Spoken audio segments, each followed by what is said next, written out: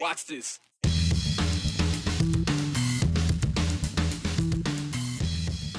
She wanted to run with other Boise State women, but now she wants to walk away from the fight that may allow her to do that.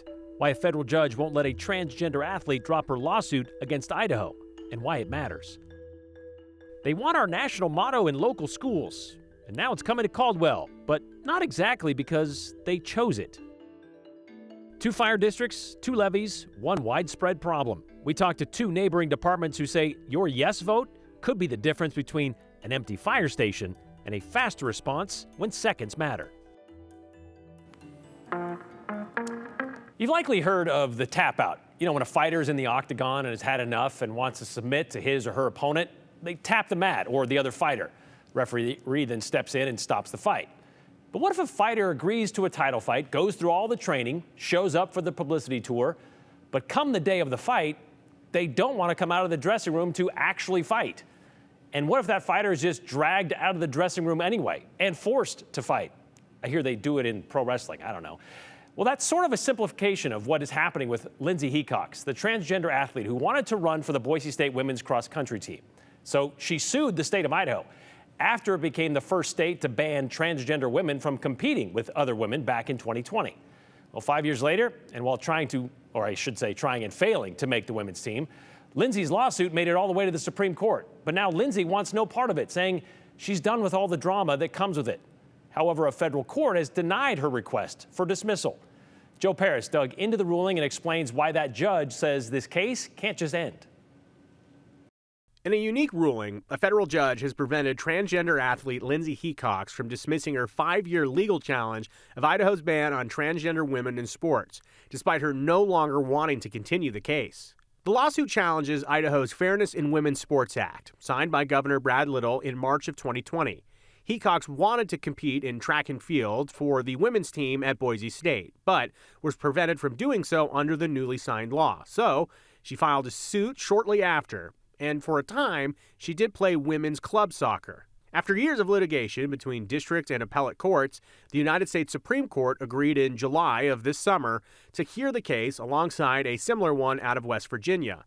All proceedings at the time stayed or paused pending a Supreme Court decision. On September 2nd, 2025, Hecox filed a notice attempting to dismiss her lawsuit altogether.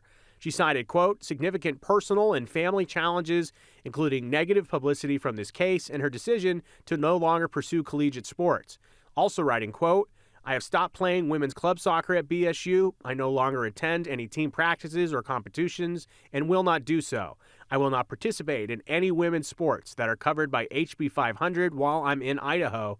I will not bring another lawsuit against Idaho House Bill 500 after dismissing my case. U.S. District Court Chief Judge David Nye has now struck down the dismissal attempt, candidly admitting it was a difficult decision, saying the court has struggled with the correct outcome in this matter. He ruled based on fairness and public interest principles, saying, while a plaintiff is the master of his or her complaint, the plaintiff is still bound by principles of fairness and economy. The state of Idaho has defended this case vigorously for years. It would be fundamentally unfair to abandon the issue now on the eve of a final resolution. Judge Nye emphasized the broader stakes, saying Hecox and similarly situated individuals, as well as the citizens of Idaho, deserve to have these important legal questions answered. The Ninth Circuit's decision favoring Hecox has already influenced other cases, including challenges to Arizona's women's sports laws. Judge Nye worried in his writing that dismissal would leave, quote, these critical questions in limbo, adding, if Hecox dismisses this case and the Ninth Circuit's decision is vacated, what is to prevent another individual from taking up Hecox's mantle and bringing an identical suit? The parties and the court would be back to square one. Judge Nye acknowledged that this is an uncomfortable outcome, saying, the problem, of course, is now the court is requiring a party to litigate a case that party no longer wishes to pursue. Such a course of action seems problematic. So the case remains active, though technically stayed through the Ninth Circuit. This is until the Supreme Court rules. So there's a lot of implications with this across the country, not just what's going on here in Idaho. But Idaho Attorney General Raul Labrador said from day one in office, defending this law has been a top priority because Idaho's daughters deserve fair competition based on biological reality. And This could be heard at the United States Supreme Court as soon as January for those oral arguments. It's also entirely possible, Brian, that the Supreme Court could read the petition from Hecox and say, you know what? She doesn't want to go on with this. We have the case from West Virginia. We can dismiss Idaho's portion. The Supreme Court justices are supposed to talk about this privately when they have their conference tomorrow, Friday. And I guess, aside from the money and the time spent by the state of Idaho on this case, I would imagine that they really kind of want a definitive ruling on this to say, because they assume it will go in their favor, to say that transgender women cannot compete with other women. Yes, and I mean, the AG even, said this moments ago in the statement, like he campaigned on this. We know there are many Idaho politicians that promised this to the constituents 5 years ago. It's hard to believe that this, law was signed in right as COVID began in 2020. Still at this point, though, waiting for a final resolution so you can understand the perspective from both sides. Seems like a lifetime ago. All right. It does. Thanks, Joe. I move that we accept the donated In God We Trust banners for the different schools. Okay, motion by trustee Robertson. Do we have a second? Second. Trustee Ball, have a second. Any further conversation, questions? All those in favor, please say aye. Aye. Opposed? Okay, motion carries. Thank you. Appreciate it. And with that, the separation between church and state is getting a bit narrower in the Caldwell School District. No questions, no discussion, no opposition. That's probably because of how Idaho's national motto law was written. A poster or framed copy of the words, "In God We Trust," has to have a flag on it. The background and lettering can only be black, white, gold, or silver. And with no other words, the size also has to be approved by the district. Oh, and that has to be donated. No public money can be spent on any of these posters or signs. So now, all 9 of Caldwell's schools will have an In God We Trust banner or sign or poster, thanks to Nampa residents Jody and Daniel Arnold. And they will look like this one right here, a 2-foot by 2-foot sign featuring a slightly folded American flag with the bold block letters of the motto, as you see there. The Arnolds told us they donated these signs because they believe faith has been removed from our daily lives. And outside the home, current social attitudes do not encourage expression of beliefs, they said.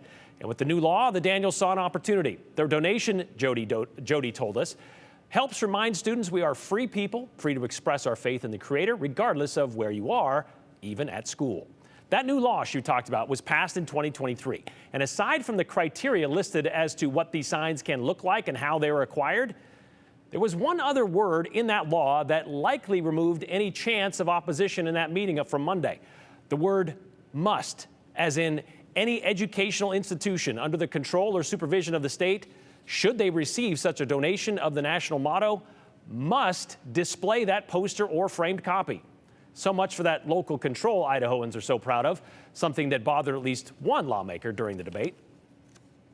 It sets the precedent of forcing a school district to install something in their building from a private party. That was back in March of 2023 when they were debating that. It passed flying colors in both chambers. Basically, what the law says, though, if somebody donates a sign and it meets the criteria that is listed here, it must be put up. School districts can only say how big that sign can be, which is what has happened in a couple of school districts so far.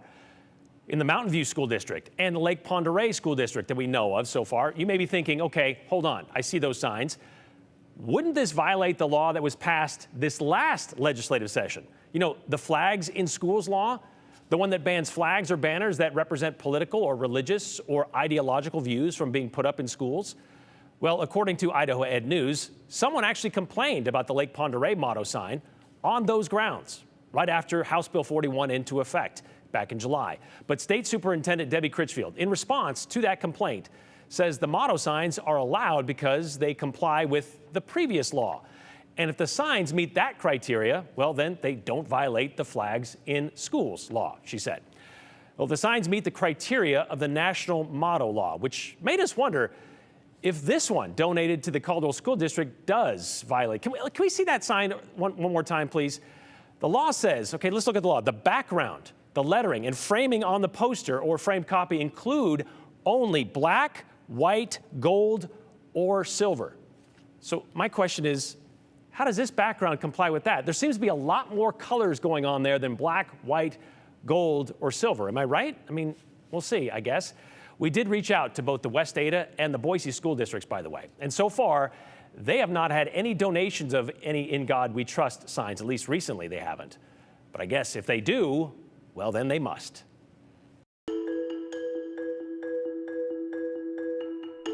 Star and Middleton used to be sleepy towns separated by a county line. Now they are two of the Treasure Valley's fastest growing cities and share the same problem when it comes to emergency services. Well, here's your chance to share your thoughts on today's show. Send us a text message, 208-321-5614. That's the number. All you have to do is include your name and the hashtag the 208. That way we know it's for us. And if it's clean, concise, and clever, well, we may share yours at the end of the show.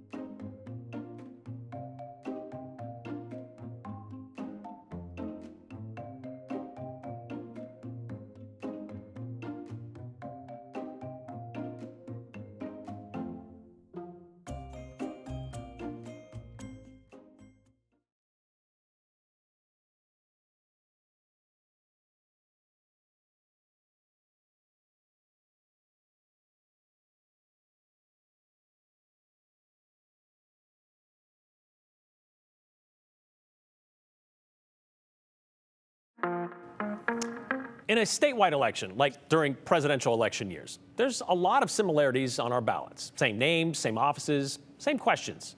But this November, what's printed on your ballot could look very different from what's on your neighbor's, because it's all about the local races. There's a large chunk of voters across the Treasure Valley, though, whose ballots will overlap, much like the question about the fate of a local fire levy. These choices could determine how fast help arrives when you call 911. And Hunter Funk explains how the districts in Star and Middleton are once again asking for support, and explains what happens if one city or county votes for it and another does not. Star Fire Protection District and Middleton Rural Fire Protection. They're two separate districts with two separate boards and two separate budgets. But we have a joint powers agreement to operate as one. So what that does is we have one fire chief, one district administrator, one ops chief, one training chief, one fire marshal. We share 3 battalion chiefs. A partnership that saves the area close to $500,000 a year by not having to duplicate those positions. And it goes further. Crews are mixed between both districts. Some firefighters in Star are paid by Middleton's budget, and some in Middleton are paid by Star. Their teams may be intertwined, but their budgets aren't. This November, 2 separate levies go before voters, one for each district, both asking for the same thing, $2,225,000 a year to hire more firefighters and cut response times.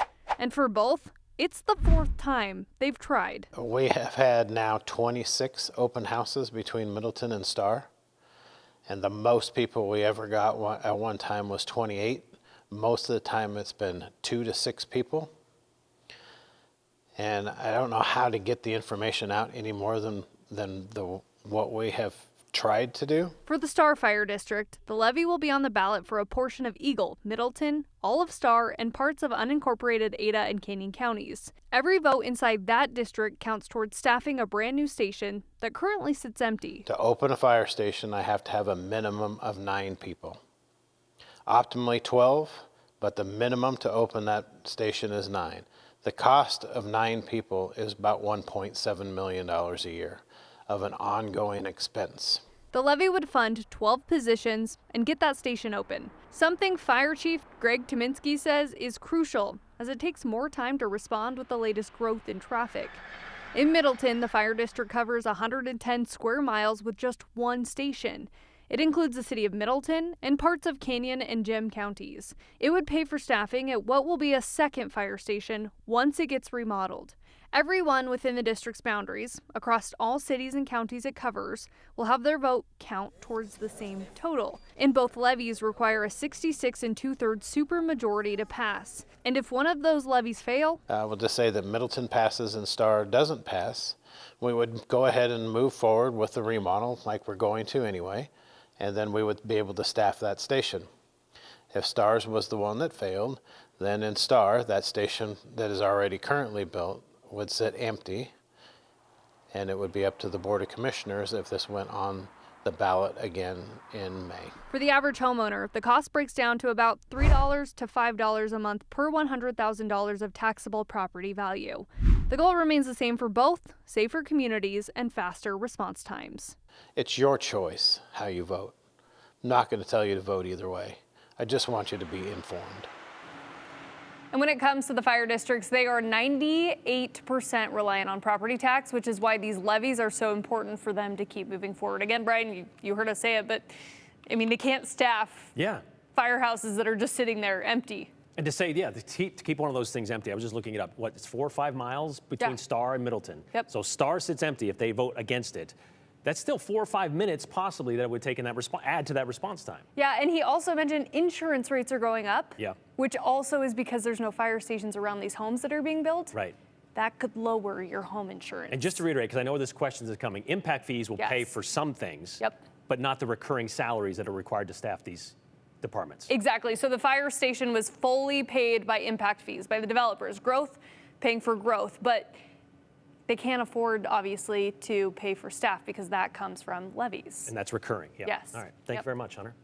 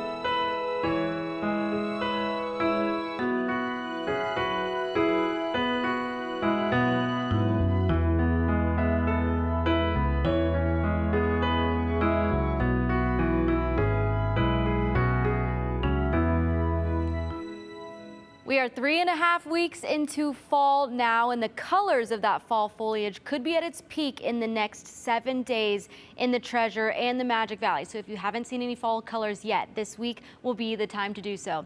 59 degrees and sunny for most of the Treasure Valley right now. The only big difference from yesterday for Boise is that sunshine that we're seeing today. We had much cloudier skies yesterday, but Mountain Home, Stanley, Central Mountain seeing big upward movement in temperature today compared to yesterday, because that's where that band of precipitation really stayed isolated for most of the day yesterday. We will cool down pretty quickly after the sun goes down this evening at 6:59 p.m. in Boise, quickly dropping to the 40s by midnight. Those 7 p.m. sunsets are long gone now until 2026. We will have very cool morning temps across the region tomorrow. Mountains in the low 30s, even the 20s, 22 degrees, the low for Stanley, 41 degrees in Boise, 30s for most of the Treasure Valley and the Magic Valley. That's bringing us to a frost advisory that will go into place tonight for the upper Treasure Valley and western Magic Valley, because temperatures could get as low as 30 degrees in the morning, the low 30s, which could potentially kill some sensitive plants outside. But then we'll warm up pretty nicely to the mid 60s tomorrow afternoon. We'll stay in that same range for Saturday. Sunday, we have another system coming in, which will then drop our temperatures back down to the 50s for Monday for the start of your next work week. If you happen to be going to the BSU UNLV football game this weekend, it will be in the upper 50s during kickoff time with sunshine, so it will be pleasant. However, light winds could make it feel a little bit cooler. Looking at the 7-day, we have a couple days of sunshine ahead of us to enjoy with the mid 60s. Again, Sunday, we have that chance of a system making 50% showers likely across Boise and the Treasure Valley. Then by Monday, we are already going to be drying out, but we'll be dipping in temperatures to start the next week.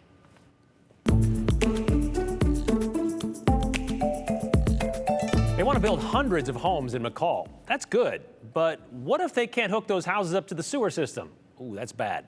And remember Plowy McPlowface or Clearapathra or Ashton Genty? Well, it's time to come up with some new names for Ada County snowplows. Here's Brenda Rodriguez with today's 411. A man is safe after the Idaho Army National Guard Black Hawk crew helped rescue him near Yellow Pine Tuesday night. The National Guard posted this photo on social media. The Guard said that the man broke his leg in rugged terrain and could not walk or ride on his dirt bike. Life Flight struggled to land because of the dense woods in the area. The National Guard says 2 crew members were able to finally reach the man, wrap him in a rescue vest, and hoist him up to safety. This is the 13th successful search and rescue mission this year. The Boise Fire Department and Idaho Power partnered for training at the energy company's headquarters. Last month, firefighters from several stations responded to alarms, rescued hidden dummies, and simulated extinguishing flames. Idaho Power's headquarters is in a high-rise building and has different safety protocols. Boise Fire Department says that they do not have many opportunities to train in that type of building. One of the biggest proposed developments in McCall is headed back to the drawing board. The Payette Lakes Recreational Water and Sewer District voted yesterday to deny allowing the Pine Creek Ranch development to use its sewer system. The development could bring more than 600 homes to southeast McCall near the intersection of Sampson Trail and Dinehard Lane. In the developer's petition to the sewer district, they asked to annex 90 acres of land into the district. The proposed development also includes about 68 nearby acres, already part of the sewer district. The developer behind the Pine Creek Ranch, Craig Groves, says that they are evaluating their options. The Ada County Highway District wants your help giving one of their snowplows a cool new name. You can submit your best or funniest ideas on ACHD's website through October 22nd. The community will vote starting October 24th, and the winner will score a $100 gift card plus bragging rights when their name hits the snowplow blades. And finally, the rivalry returns in primetime tomorrow night. The Boise State Broncos and the Idaho Vandals will clash on the hardwood at Idaho Central Arena. And if you don't have tickets, we have some good news for you. We'll be airing the game right here on Channel 7. Tip-off is at 7 o'clock. That's the 411 on the 208. I'm Brenda Rodriguez.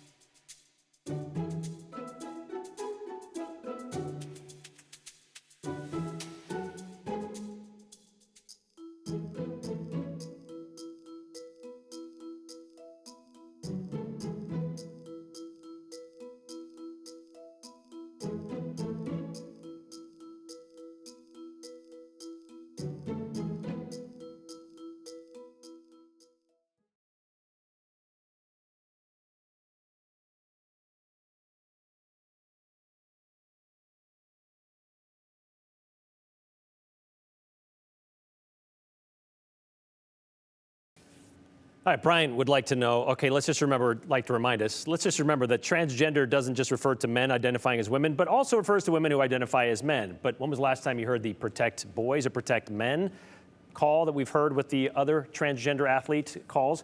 So it's okay to have religious-based signs in the classroom, regardless of what religions the children in those classrooms are. But we can't have all are welcome here in the classrooms.